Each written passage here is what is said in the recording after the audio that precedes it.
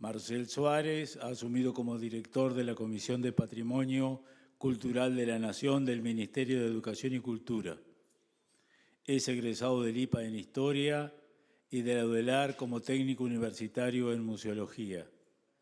Egresado del Instituto CLAE como especialista en Historia del Arte, docente de Historia e Historia del Arte en Educación Secundaria y en Formación Docente. Asesor artístico de la Comisión del Patrimonio Cultural de la Nación, y ahora ocupando el cargo de la dirección de dicha comisión. Creo que es la primera vez que me presento así ante un adminículo de esta naturaleza. O sea, uno está acostumbrado al aula. Y de ahí del aula es de donde tengo que partir. O sea, entre especialistas, en el mejor sentido del término, ¿no? Arqueólogos, investigadores que trabajan sobre temas como los sitios de la lista del patrimonio cultural de la UNESCO, ante Virginia, que sé que hace mucho que trabaja el tema, Mauro, toda la gente de Colonia, veo allí a Solange que va a hacer su presentación. ¿Qué podré decir yo a 2 meses de haber empezado en este tema, donde mi experiencia viene desde el mundo de la docencia, desde el estudio y la aproximación a los temas patrimoniales como docente y como decía acá el amigo Pitamiglio, desde el área de la historia del arte como disciplina, como punto de mirada, punto de vista para el abordaje de este tema. A ver si logró hacer andar. Ahí está. Entonces, una estimada colega me dice, Marcel, vos siempre autorreferencial, siempre, y bueno, y sí, además de docente, autorreferencial. Entonces, además yo decía, ¿qué voy a decir de nuevo, de diferente, con respecto a lo que se dijo hoy de mañana, que fue excelente, con lo que se va a decir después, que también lo va a hacer? Entonces, bueno, apelo a la autorreferencia como visitante, algo que también ensayé, no sé si para bien o para mal, creo que me salió bien en Maldonado hace unos días, donde lo que yo podía decir en ese momento, ante el aniversario de la Liga de Fomento, que fue declarada Monumento Histórico Nacional junto con un circuito de esculturas, yo puedo hablar más que como director, como visitante del territorio, en ese caso Punta del Este. Y yo creo que es desde donde puedo arrancar, de mi experiencia como transeúnte y como docente. Lo decíamos también con Gabriela, cada uno con su deformación profesional. Entonces, bueno, les voy a mostrar fotos que otros no tienen porque son las mías. Entonces, para empezar, quería contarles cómo me fui aproximando a los temas patrimoniales sin saberlo. Bueno, yo soy analógico, como creo que varios de los presentes, anteriores a las tecnologías digitales. ¿Y cómo me fui aproximando? Bueno, a través de material impreso que llegaba a mi casa. Yo me crié en el Colorado, una zona vitivinícola rural, cercana a las piedras, y por ejemplo, mi abuelo compraba el periódico El Día, que venía en aquellos años con los 2 suplementos, el suplemento sepia, dominical, y el suplemento en hueco grabado, en color. Me hubiera encantado, les juro que revolví en casa, el suplemento. Yo también, pero no lo encontré porque era ya sobre venirme para acá. Y busqué lo más cercano porque era en color y se diferenciaba esa edición de la que salía los domingos también, del suplemento de color sepia que se publicaba desde la década del 30. Y allí tengo el recuerdo de algo parecido a esto. Esto es posterior, lo que están viendo es de la década del 90 y esto es del diario El País, del suplemento cultural del País, donde en el año 80 fue declarado Ouro Preto, como parte de la lista del patrimonio mundial. Y ahí yo, desde mi pubertad, miraba como algo tan lejano, ¿no? Ese lugar, Ouro Preto, no sabía cómo ubicarlo en el mapa. Yo digo, qué divino debe ser conocer cómo será ese lugar por las imágenes, y bueno, me entero ahí de Tiradentes y de la Inconfidencia Mineira. Y bueno, y también la televisión, blanco y negro, en principio, era una herramienta, y entonces eso me generó mis primeros aprendizajes informales. A veces me decían, ¿y ese dato de dónde lo sacaste? Lo vi en una revista vieja, en un diario, lo vi en un documental, y recuerdo con particular cariño una serie que era una coproducción de la UNESCO y la Transtel, que se llamaba Patrimonio Mundial. Y era una serie muy buena, del año 88-89. Yo después la consumí y la grababa en casa para torturar a mis alumnos en clase, porque duraban unos 15 a 20 minutos y eran espectaculares porque tenía en esos 15 minutos no solamente la descripción y la presentación del sitio. Acá hay otra, esto es parte de lo que era la cortina, ¿no? de inicio de cada programa. Y bueno, ahí yo pude mostrar ejemplos de arquitectura griega y de Ouro Preto también. Tomé como referencia el modelo. Y después la vida, muchas décadas después, me dio la posibilidad de ir.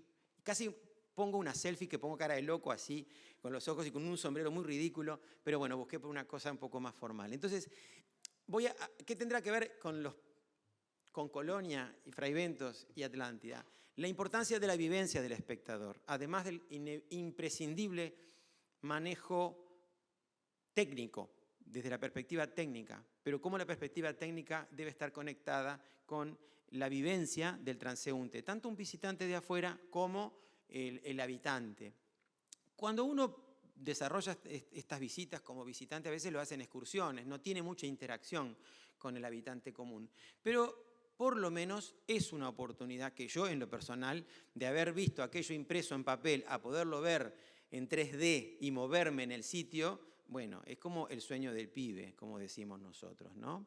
Y también recuerdo, ¿por qué pongo a Ouro Preto? Porque en el caso de Ouro Preto, el documental de la Transtel, nos contaba, por ejemplo, del desafío que implicaba el diálogo con la vida cotidiana, con el tránsito vehicular, con los ruidos, con el desarrollo del comercio, con la construcción en falso histórico, el crecimiento explosivo que estaba teniendo la ciudad, la presencia masiva de turistas y cómo eso a su vez afectaba la vida de los habitantes de siglos, ¿no? Que venían viviendo de muchas generaciones atrás, pero con la presencia de esta nueva población itinerante que iba y venía. Entonces, ¿por qué hago toda esta referencia? No para decir, ay, miren, yo viajé, no sé ustedes. No es eso.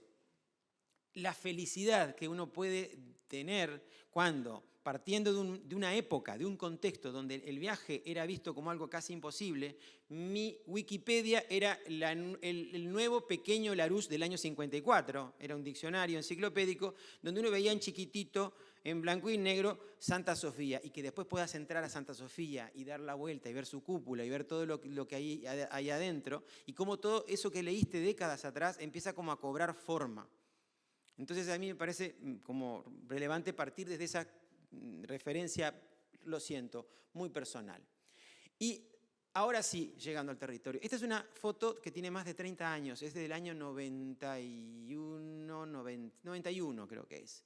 Y acá vinimos en camión, cuando se podía viajar en camión con los estudiantes, porque eso está totalmente prohibido. Acampamos en el camping del Real de San Carlos y paseamos por varios lugares. Los hicimos caminar, a uno que era muy inquieto, lo cansamos, se dormía temprano, o sea, fue un paseo precioso. En realidad, y un detalle, ahí en el medio aparece muy borrosito un joven con la camiseta de Nacional, no soy yo tenía pelo también. Sí, el que en la foto de la plaza, la que está sobre la derecha, yo aparezco con un buzo de lana azul, medio de, como cuando se te estira la lana. Y ese muchacho que está ahí es el actual ministro de Educación y Cultura. Y me parecía como referencia porque como somos pedrenses, somos profesores, somos conocidos, amigos de muchos años. Y después yo mirando anoche, la noche cuando lo estaba buscando la foto, pero si está José Carlos acá en el medio, vamos a ponerlo en evidencia. Bien, y acá tenemos, ya pasaron los años, cuando transité por la Tecnicatura Universitaria de Museología en el 2012, que era en el medio, entre el primer y el segundo año de la Tecnicatura, alguien tuvo la maravillosa ocurrencia de en este mismo espacio, en el Bastión del Carmen, organizar un encuentro de estudiantes de museología. Y ahí, bueno, si uno se pone a mirar, está Arturo Toscano, de amarillo, al lado está Neri González, que mandó un saludo, me dijeron. un maravilloso personaje, un docente exquisito. Y por ahí ando yo también ya con mi calvicie y varios compañeros muy, muy estimados que participaron de esa jornada. Y acá, por ejemplo, yo quería buscar también foto analógica, no tuve tiempo.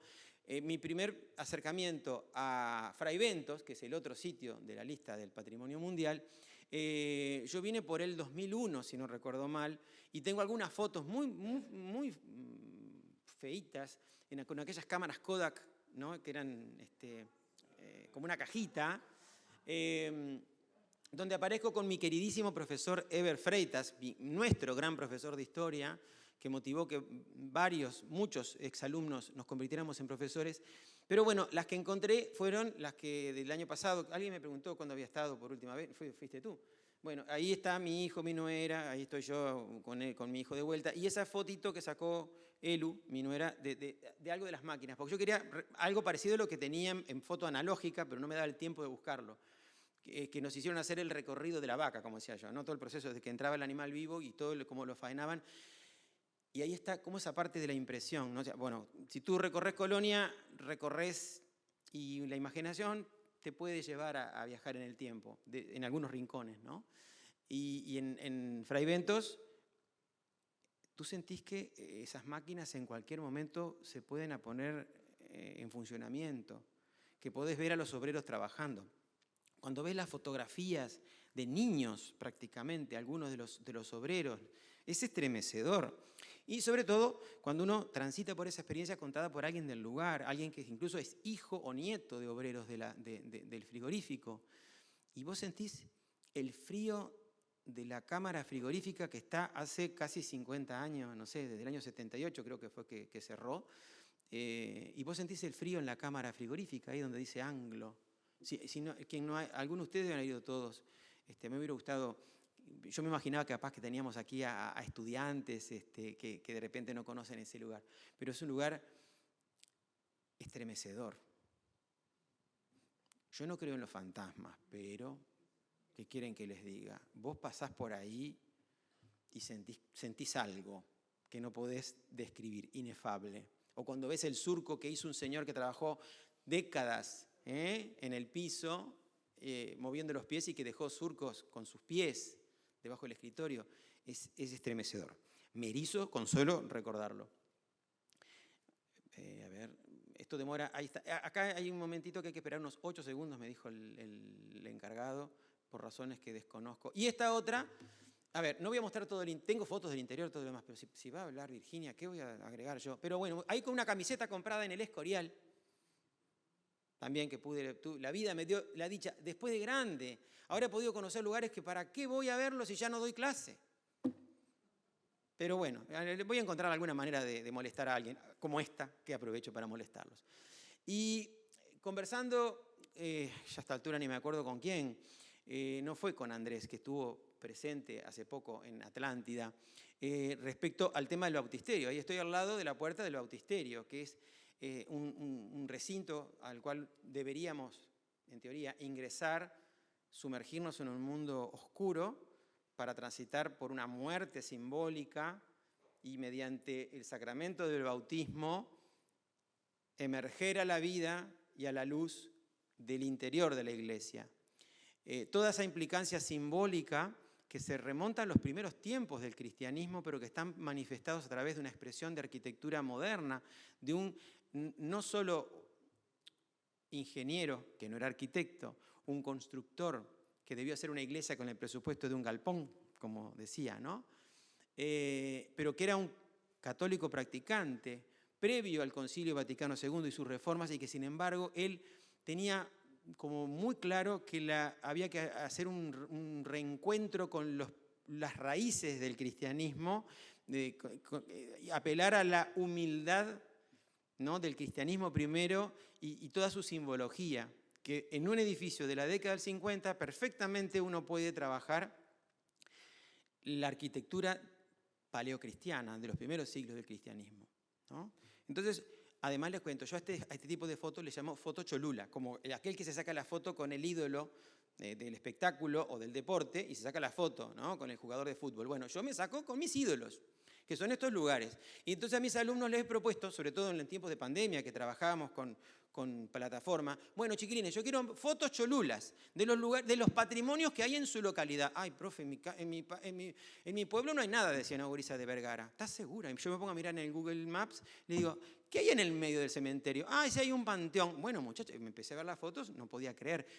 Y me parece que pertinente, a mí por lo menos, comentarles que está bueno que cuando conversamos con visitantes, con estudiantes, debemos invitarlos a observar y a vivenciar no solo lo que le mostramos, sino lo que tienen en su propio lugar. Un alambrado ya te está indicando, no sé si será arte, pero es presencia de la revolución industrial y de la modernización en las técnicas, en las formas de producción rural de nuestro país. Ni que hablar las vías de ferrocarril, las estaciones, las poblaciones que fueron surgiendo y fueron también desapareciendo con el desarrollo del ferrocarril y con la desaparición del servicio. Entonces, en todo el territorio, en todos los pagos de nuestro país, hay patrimonios que no serán de la humanidad, pero tienen que ver con la historia de la humanidad. Porque yo digo, si tú tenés un alambrado en tu pago o una estación de ferrocarril, quiere decir que la revolución industrial llegó a tu pago y causó un impacto en el estilo de vida. Capaz que le dio existencia a tu lugar de residencia, por ejemplo. Sé que me fui de mambo, pero bueno. Ahora tengo que esperar los 12 segundos si es que apreté el botón correcto. Ahora viene una parte de más, quizá, no sé si seria sí, seria y comprometida. Podrán compartirla, podrán no compartirla, estamos en democracia y podremos conversar al respecto cuando termine la jornada. Para empezar, el tener sitios declarados de interés patrimonial puede ser a nivel departamental, nacional y en este caso dentro de la lista del patrimonio mundial, en primer lugar, a mí la primera palabra que me surge es compromiso. Es un honor, pero es un compromiso enorme, posible, pero es compromiso. ¿Qué necesitamos, me parece a mí, para asumirlo? Lo digo como aprendiz de brujo, aprendiz de director de patrimonio, de la Comisión de Patrimonio, ¿sí? Porque me estoy estrenando en el rol, sepan comprender. En primer lugar, voluntad política.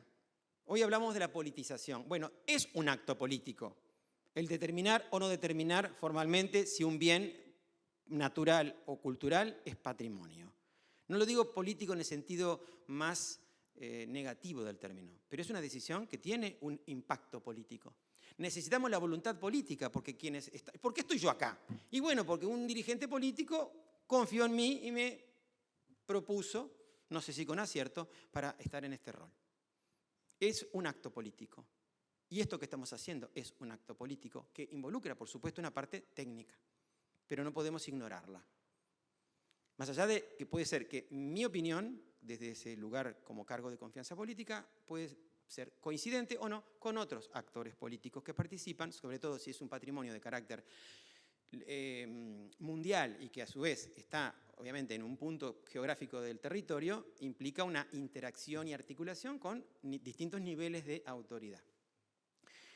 Implica una visión sistémica de todos los aspectos que involucran a ese bien, no solamente los edificios, las piedras, sino las personas fundamentalmente, bueno, la vida cotidiana del presente, lo que está debajo de la tierra, lo que tiene que ver con los servicios públicos de pavimento, agua, saneamiento, servicio eléctrico. No tengo nada nuevo para decir, como verán. Pero implica una visión sistémica, que a veces yo puedo tenerla incompleta y ahí necesito de repente que alguien me diga, no te olvides que, por ejemplo, las arqueólogas hoy decían, bueno, pero para determinadas intervenciones recurrimos, por ejemplo, a la intendencia que nos aporta determinados recursos humanos para poder hacer determinadas acciones que permiten identificar, investigar, preservar y después, bueno, seguir trabajando para que se desarrolle la actividad que corresponde donde está ese sitio arqueológico. Y eso implica justamente, articulando con los distintos niveles de autoridad, la utilización de los recursos humanos y económicos. Implica desarrollar un plan de gestión de acuerdo a la normativa internacional, las sugerencias, vamos a decir, que recibimos, por ejemplo, de la UNESCO, la normativa nacional, nos guste o no nos guste, podremos estar contentos o no contentos con la actual ley de patrimonio, que creo que todos coincidimos que necesita una actualización, que corresponde revisar y actualizar. Por ejemplo, voy a tomar las recomendaciones que estableció la misión de UNESCO en el 2019. Nombrar y establecer una autoridad de sitio y un comité de sitio. Y yo agrego, esto es lo que está entre paréntesis, lo agrego yo. Tiene que haber un personal que tenga formación mínima, que tenga una noción del tema, que no sea solo un cargo de confianza política, en el caso que se designe con ese criterio, sino que tiene que tener formación. Tiene que cobrar un sueldo. No todo, o sea, todo honorario no puede ser. Y hay que ver quién le paga el sueldo. Bueno, hay que sentarse a discutirlo. Tiene que tener, desde mi punto de vista, dedicación exclusiva. Cuando estamos hablando de un bien que está en la lista del patrimonio mundial, porque hay que atender, a ver, los miro a ustedes, un montón de aspectos. Hay que estar mediodía firmando papeles, contestando mensajes, atendiendo gente y todavía viendo si hay goteras, si hay roturas, si hay desperfectos, ¿no? ¿Qué pasa con el crecimiento en el entorno, ¿no? Con la vida cotidiana en el entorno del bien, ¿no? ¿Qué pasa con los vecinos? La dimensión comunitaria. Entonces yo agregué personal formado, rentado, con dedicación exclusiva, que tome decisiones en base a las posibilidades de acción de instituciones locales y nacionales en permanente coordinación. Porque de repente uno con la mejor intención dice, bueno, escarbamos acá y ponemos los cables bajo tierra, pero de repente conviene ver el impacto arqueológico de eso, porque debajo de esos adoquines, pero por si hay adoquines, en Fraiventos hay adoquines también, ¿no? En algunas zonas del predio industrial. Que no se piense que es sobre Colonia, sino que, o por ejemplo, imaginemos, bueno, impacto arqueológico en el entorno de la iglesia de Cristo Obrero no lo tengo tan claro, porque es una zona como de poblamiento más reciente. Pero de repente, ¿quién te dice que hay un caño y vos pensás hacer una canaleta para la fibra óptica y rompes un caño que todavía te inunda más el bautisterio, ¿no? Que es la gran preocupación? Entonces la coordinación es imprescindible. De repente yo no me llevo bien con esa señora que tengo acá adelante, pero bueno, yo tengo que coordinar con ella, es mi autoridad, es mi jerarca. Entonces, claro, es mi jerarca, yo estoy sujeto a jerarquía, en ese caso, ¿no? O hablo con el alcalde o con el intendente, que hoy almorzamos juntos. Y bueno, hay que dialogar y tender puentes. Yo no soy de quemar naves, soy de tender puentes. Y eso implica, a veces, respirar hondo, contar hasta 10, porque de repente uno tiene un impulso o una opinión diferente, pero bueno, hay que buscar la manera de que se solucionen problemas o se prevengan problemas y se aprovechen los beneficios que eso implica, ¿no? Tiene que haber un consejo ejecutivo honorario, como es en el caso acá, ¿no? De Colonia. Acá hay una historia muy peculiar que la conocen ustedes, los colonienses mejor que yo. Acá arrancó primero el consejo porque no existía ni siquiera la ley de patrimonio cuando se creó el consejo honorario de Colonia. La ley de patrimonio vino después, la declaratoria de monumentos después y la inclusión en la lista del patrimonio mundial de la UNESCO vino después. Lo cual esa historia condiciona muchísimo la gestión. Diferente de otros casos como los otros dos que tenemos en Uruguay. Y corté un poquito, como un órgano, ese consejo ejecutivo honorario, que lo de honorario tiene que ser honorario en parte, porque ¿qué hacemos con los vecinos, por ejemplo, que tienen que tener su espacio? Que contribuirá a la implementación del plan de gestión con representación institucional, y agrego yo, entre paréntesis, en permanente comunicación con la autoridad del sitio y con la comunidad. Ahí la comunidad tiene que estar. En la normativa vigente del Consejo Honorario está prevista la participación de la comunidad y eso es muy importante. Pero organizado, decíamos, conversando aquí con Gabriela, ¿no? Hay que darle una forma, no sé si reglamentarla, en fin, instrumentar un procedimiento de que no sea, digamos, el primer vecino que pasa por la puerta, ahí está el consejo honorario y entro y yo propongo tal cosa, sino que los vecinos también tengan su parte de deliberación. Ahora, ahí tiene que haber una conexión que no sea la decisión del comité ejecutivo por sí y ante sí. Tiene que haber una permanente coordinación y contacto con el consejo honorario, que es el pie a tierra con la comunidad, con los comerciantes, con los distintos sectores que participan de la vida cotidiana, porque si no nos vamos a quedar con 0 habitantes, menos de 100. Y hay que generar un diálogo constructivo, porque como dije yo, implica voluntad política, y esa voluntad implica el vernos obligados a conversar y a negociar, y a tratar de llegar a acuerdos. La autoridad del sitio, la que estaba nombrada acá, en el punto 1, no es la dueña del sitio. Y ahí me acuerdo de un precepto de nuestra Constitución que dice: el funcionario existe para la función y no la función para el funcionario. Me nombran a mí, imagínense, soy pedrense, Las Piedras, monumento histórico nacional, el casco histórico, patrimonio cultural de la humanidad. Bien, yo resuelvo. Pero también, si yo, a ver, no es mi feudo. Yo tengo necesariamente que, en esa visión sistémica, interactuar. Bueno, a ver, ¿con qué recursos contamos a nivel local? ¿Qué recursos contamos a nivel nacional? ¿Cuál es la normativa que nos rige? ¿Y cómo nos movemos? No solo a nivel institucional, sino también con los representantes de la sociedad civil. Porque si no, la sociedad civil, si no está con nosotros o no hace sus aportes, le va a importar muy poco. Y nos falta una pata, la mesa nos queda renga en ese proceso. Por lo tanto, tiene que haber una gestión coordinada entre autoridades nacionales, locales y la sociedad civil organizada. La gestión patrimonial implica la articulación y mediación entre intereses casi siempre diversos y contrapuestos. De repente, lo que le sirve al área gastronómica, pongámosle, no le sirve al vecino que transita todos los días y que le gustaría sentarse a tomar el mate de tarde al frente de su casa, como pasa en otros lugares. Entonces, bueno, hay que articular, mediar entre intereses muy distintos, visiones. Hoy acá el amigo contaba cuando encuestaban a los habitantes de Colonia qué cosas consideraban importantes incorporar, ¿no? para jerarquizar el patrimonio, y era distinto de lo que se preveía de repente. Bien, entonces, ahí tenemos el mapa de las rutas culturales que involucran no solamente al patrimonio cultural, sino a áreas de interés natural, ¿no? Tener un bien declarado como patrimonio cultural no es, para mi gusto, un privilegio, por lo menos solamente. No es un negocio solamente, pero sí es fuente de oportunidades, sin duda. Porque tiene que darse lo que Neri González decía, esa suerte de matrimonio por conveniencia entre turismo y patrimonio, que no son muy compatibles, pero se necesitan. Ahora, si una de las dos partes predomina sobre la otra se va a ver resentida. Por lo tanto, tiene que haber un equilibrio entre la vida cotidiana, el crecimiento, el desarrollo, los emprendimientos. Ahora, si yo no cuido lo que hace atractivo y único, excepcional para el mundo, para el visitante y para la UNESCO a este bien, no sé qué futuro tiene ese bien. Es entonces una responsabilidad, un compromiso, es una oportunidad, sin duda, nos pone en la vidriera, nos jerarquiza. Ahora, requiere de nosotros una toma de conciencia muy fuerte. Es una oportunidad para la formación en ciudadanía, porque, a ver, señoras y señores, si yo, bueno, ahí,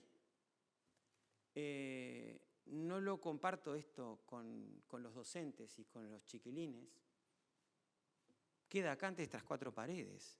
Y es un canal de formación ciudadana, porque si yo aprendo a identificar, a reconocer, a proteger, preservar y capaz que trabajar con el patrimonio, me va a permitir sostenerlo en el tiempo. La sustentabilidad, palabra que está muy, muy en boga en los últimos tiempos, ¿sí?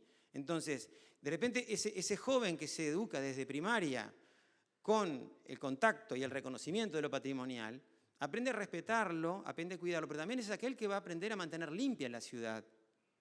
O sea, nos ayuda para otras cosas. Y eso es formarse como ciudadano, respetando lo que es de todos, respetando, si yo veo que el otro tira papeles, le digo, mirá, allá ahí donde podés tirar el papel, recogelo y lo tirás más tarde. Cosas tan simples como esas, para los pequeños actos cotidianos. Y eso es formar ciudadanos en democracia, porque es parte de la cultura democrática también, aunque en otros países con otros regímenes también es funcional, por supuesto.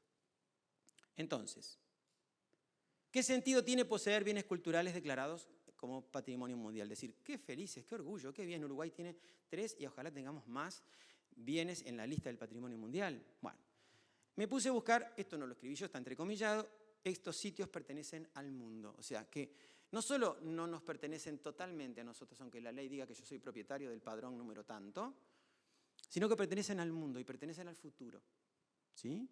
Y es tarea del mundo preservarlos para las futuras generaciones, justamente.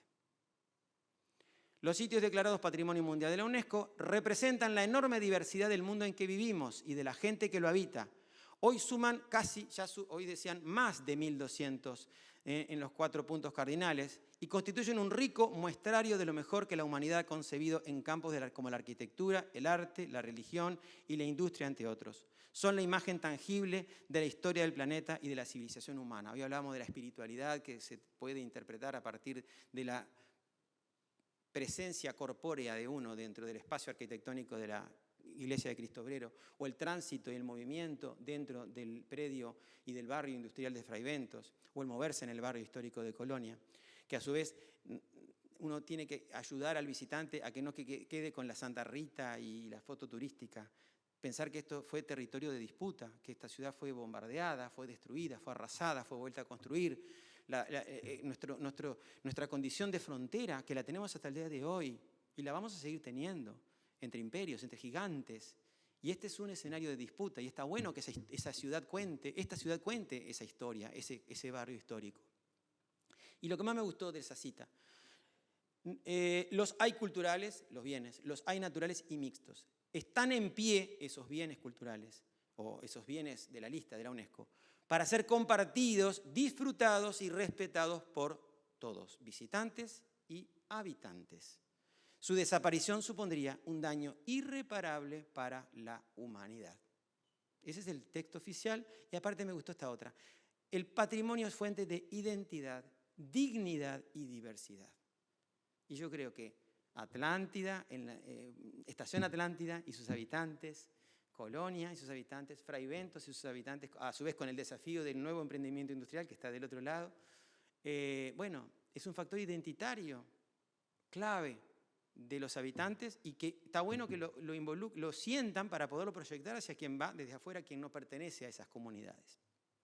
Esto está sacado de la página de la oficina de UNESCO de Uruguay.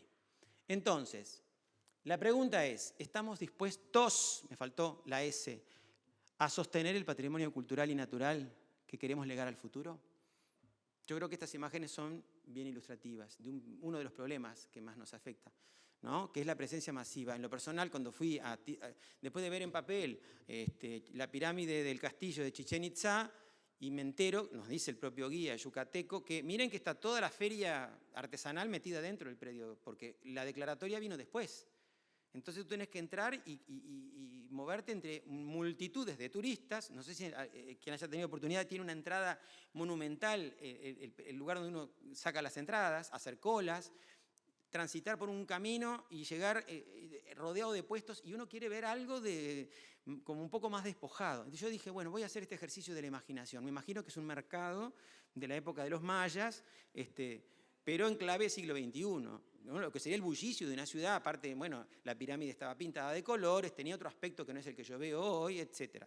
Pero en definitiva, es un dilema muy importante la convivencia de esos vestigios, algunos de ellos milenarios, con la gente del presente, que incluso genera el movimiento antiturista, porque yo soy parte del problema. Yo con mis fotocholulas, yo viajo, incluso cuando voy en el avión, no sé si les ha pasado, vas en el avión y te dan todo descartable.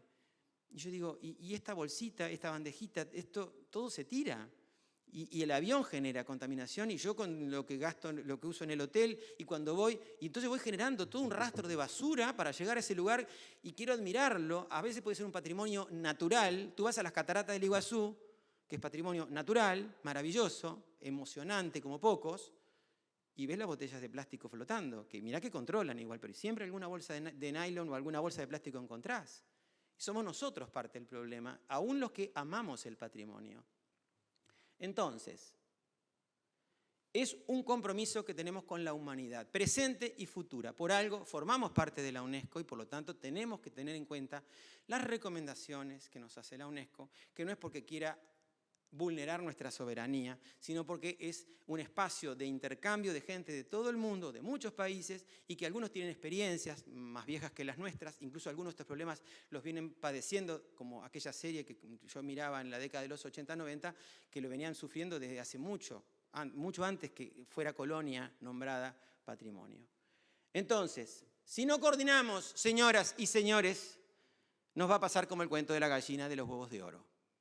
Podemos perder el patrimonio que pretendemos cuidar y promover. Es imperativo que coordinemos, que nos sentemos alrededor de una mesa, que veamos quién tiene las atribuciones de qué, pero tenemos que coordinar y marcar las reglas con claridad. No es fácil, lo sé. Entonces, señoras, espero aprender mucho de ustedes. Estoy a las órdenes. Muchas gracias. Ahí está mi correo y una caricatura que me hizo un alumno en el LIPA en el 2017. Ya previendo que iba a tener algo que ver con el patrimonio. Bueno, muchas gracias. Daisy Cerebrisky por acá, Cerebrisky Colo. Como somos parte del Consejo Honorario, parte porque somos vecinos, casualmente he nacido en el barrio. Mi mamá era de los que vivían 16 hermanos y los padres todos amontonados en una pieza. Y bueno, y ver el crecimiento de este barrio a mí me enorgullece, me parece un orgullo. Vivo de esto, vivo del turismo también y me gusta. Y bueno, y la vida también me llevó a vivir 20 años en Galicia, en Vigo, en un barrio donde también fue rehabilitado por el Estado porque lo había... estaba totalmente destruido por la prostitución y la droga, y bueno, el Estado se metió y ayudó, promovió y promueve a que vivamos en el barrio. La verdad que sus palabras nos dan una tranquilidad muy grande porque sentimos que vamos a ser valorados, que se va a poder promover a que vuelva a vivir la gente en el barrio, que vamos a tener la conciencia de lo que es el patrimonio, de algo que uno lo cuida, porque cuando tuvimos que dejar el barrio nos decían como que teníamos que mantener mucho la fachada, la estética, la forma. Hoy vemos el barrio que bueno, hace poco se inauguró una placita con mucho color, con mucho... Quizás no era el lugar, pero lo tomo no por mala gestión, lo tomo quizás por falta de conciencia de lo que usted acaba de decir, de la bendición que tenemos de haber nacido en una ciudad que después lo tomaron como patrimonio. Bueno, quedo agradecida de sus palabras y bueno, y con la esperanza de poder promover a que vuelva a vivir gente en el barrio. Lamentablemente estamos casi invadidos por los alquileres estos de plataformas y nada, muchas gracias. Por favor. En realidad es un problema bastante globalizado, ¿no? El de la gentrificación, la suba, como la gente se va yendo por la suba de los precios, por ejemplo, ¿no? O que le sirve alquilar su propia casa, ¿no? Pero bueno, en definitiva, tenemos que aprender a convivir y encontrar los equilibrios necesarios. Por eso yo insisto en la imprescindible necesidad de coordinar entre los distintos niveles de gobierno con la normativa que tenemos. Después, si podemos mejorar la ley de patrimonio y otras normativas, bienvenido sea, pero con lo que tenemos ya hay bastante para hacer y se pueden hacer unas cuantas cosas porque se han hecho muchas cosas. El asunto es continuar haciéndolas de la mejor manera posible y que afecte lo menos posible a todos los actores institucionales y sociales que interactúan dentro, en este caso, de un bien patrimonial de gran escala, como puede ser o el barrio de Colonia histórico o el predio, el paisaje industrial de Fray Bentos o el entorno en el cual está inserta la iglesia de Cristo Obrero, ¿no? Que tiene también su peculiaridad por el contexto en el que está ubicada y inevitablemente tiene que haber una interacción con los actores locales, ¿no? No sé si alguien más por ahí.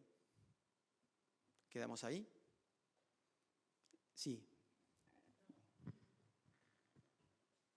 Reitero, vos tenés que enseñarme a mí de estas cosas. Gracias por tu exposición, Marcel, por tu claridad y por las dudas tan honestas que has puesto y temas que son muy importantes para poner en la mesa y discutir. Una de las cosas cuando se declara patrimonio mundial, también está la herramienta de que si hay determinadas cosas que no se cumplen con la UNESCO, el bien puede pasar a la lista de patrimonio en rojo, peligro, la lista, en peligro. exactamente, en peligro. Exacto.